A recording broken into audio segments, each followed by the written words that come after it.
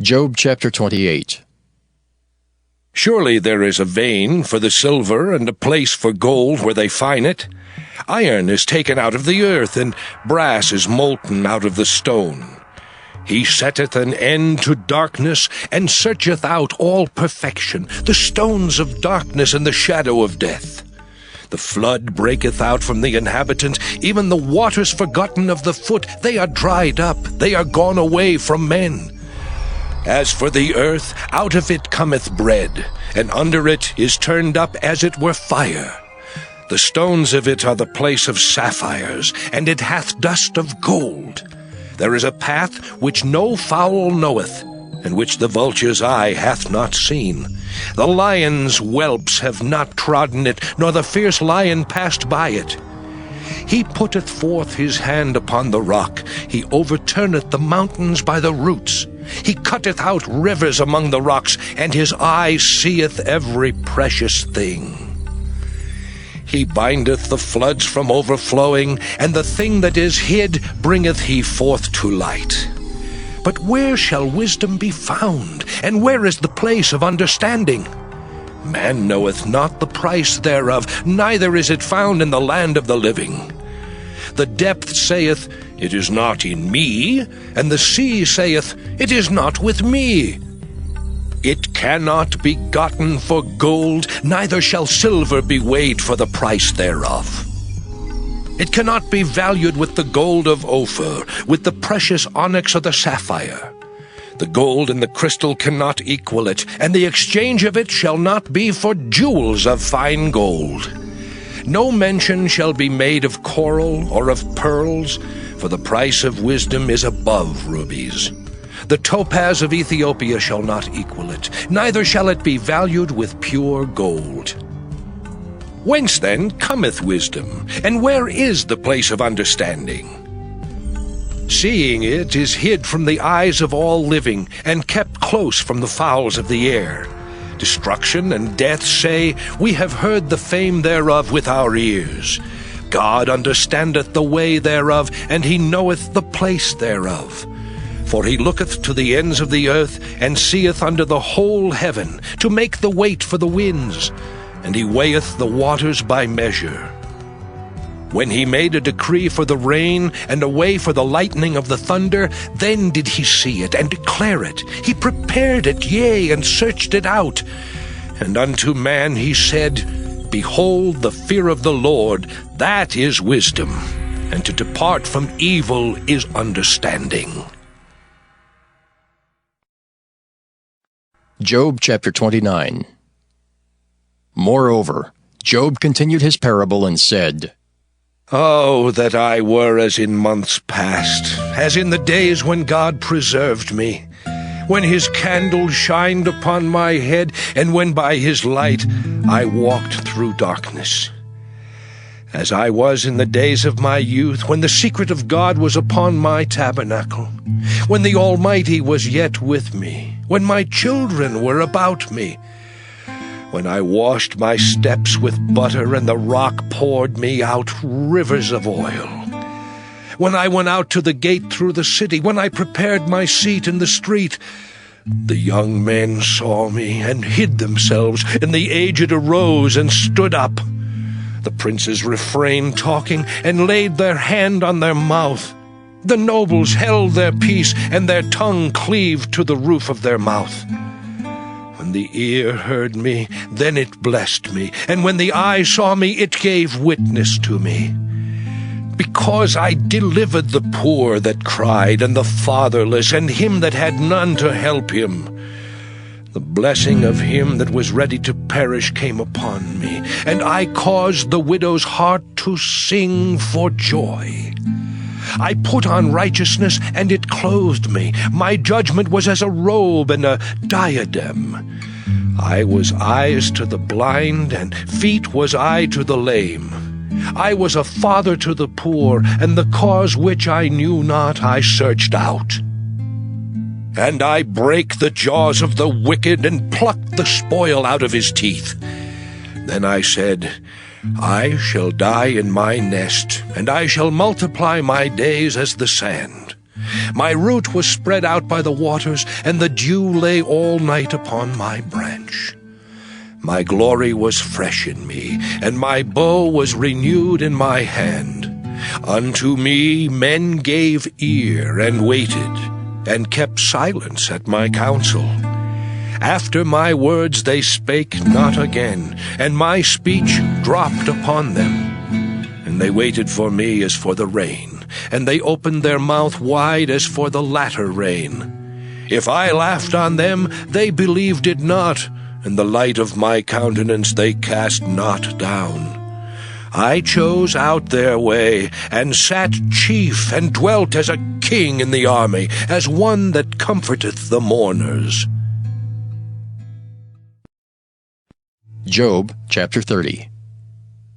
But now they that are younger than I have me in derision, whose fathers I would have disdained to have set with the dogs of my flock. Yea, whereto might the strength of their hands profit me, in whom old age was perished? For want and famine they were solitary, fleeing into the wilderness in former time desolate and waste, who cut up mallows by the bushes and juniper roots for their meat. They were driven forth from among men. They cried after them as after a thief, to dwell in the cliffs of the valleys, in caves of the earth, and in the rocks. Among the bushes they brayed, under the nettles they were gathered together. They were children of fools, yea, children of base men. They were viler than the earth. And now am I their song, yea, I am their byword. They abhor me, they flee far from me, and spare not to spit in my face. Because he hath loosed my cord and afflicted me, they have also let loose the bridle before me. Upon my right hand rise the youth. They push away my feet, and they raise up against me the ways of their destruction. They mar my path, they set forward my calamity, they have no helper. They came upon me as a wide breaking in of waters. In the desolation they rolled themselves upon me. Terrors are turned upon me. They pursue my soul as the wind, and my welfare passeth away as a cloud. And now my soul is poured out upon me. The days of affliction have taken hold upon me. My bones are pierced in me in the night season, and my sinews take no rest. By the great force of my disease is my garment changed. It bindeth me about as the collar of my coat. He hath cast me into the mire, and I am become like dust and ashes. I cry unto thee, and thou dost not hear me. I stand up, and thou regardest me not. Thou art become cruel to me. With thy strong hand thou opposest thyself against me. Thou liftest me up to the wind. Thou causest me to ride upon it, and dissolvest my substance. For I know that thou wilt bring me to death, and to the house appointed for all living. Howbeit he will not stretch out his hand to the grave, though they cry in his destruction. Did not I weep for him that was in trouble? Was not my soul grieved for the poor? When I looked for good, then evil came unto me, and when I waited for light, there came darkness. My bowels boiled and rested not. The days of affliction prevented me. I went mourning without the sun. I stood up and I cried in the congregation. I am a brother to dragons and a companion to owls. My skin is black upon me, and my bones are burned with heat. My harp also is turned to mourning, and my organ into the voice of them that weep. 2 Corinthians 3.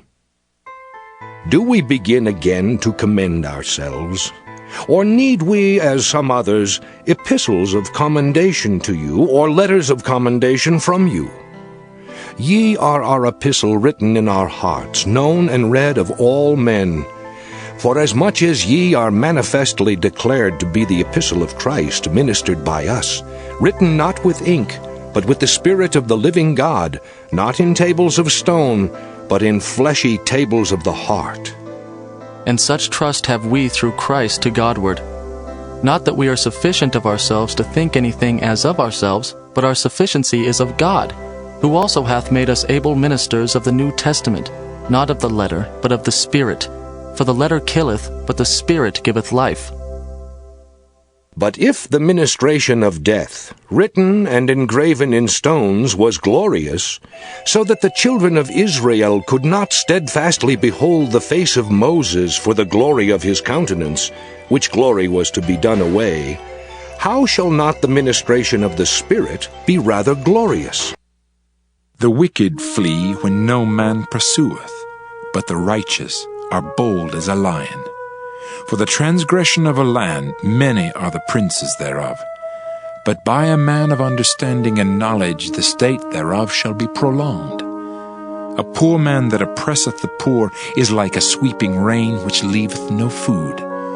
They that forsake the law praise the wicked, but such as keep the law contend with them. Evil men understand not judgment, but they that seek the Lord understand all things.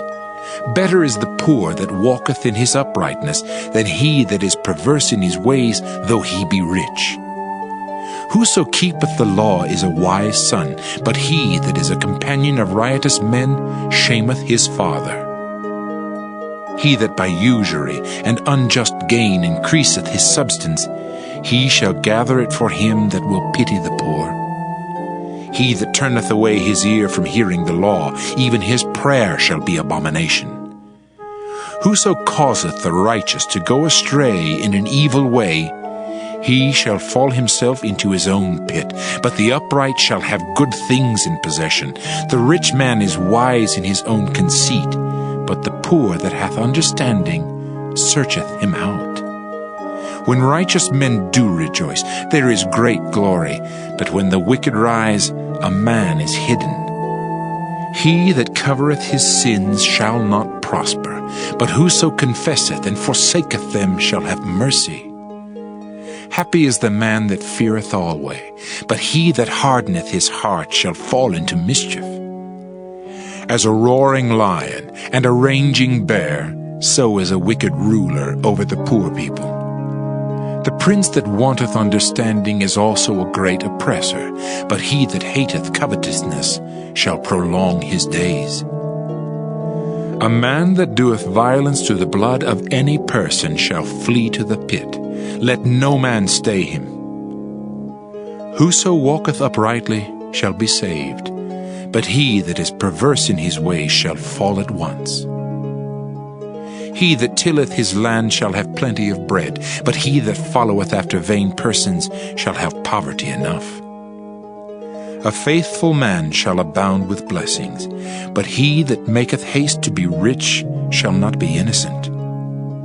To have respect of persons is not good, for a piece of bread that man will transgress. He that hasteth to be rich hath an evil eye, and considereth not that poverty shall come upon him. He that rebuketh a man afterwards shall find more favor than he that flattereth with the tongue. Whoso robbeth his father or his mother, and saith, It is no transgression, the same is the companion of a destroyer. He that is of a proud heart stirreth up strife, but he that putteth his trust in the Lord shall be made fat. He that trusteth in his own heart is a fool, but whoso walketh wisely, he shall be delivered. He that giveth unto the poor shall not lack, but he that hideth his eyes shall have many a curse. When the wicked rise, men hide themselves, but when they perish, the righteous increase.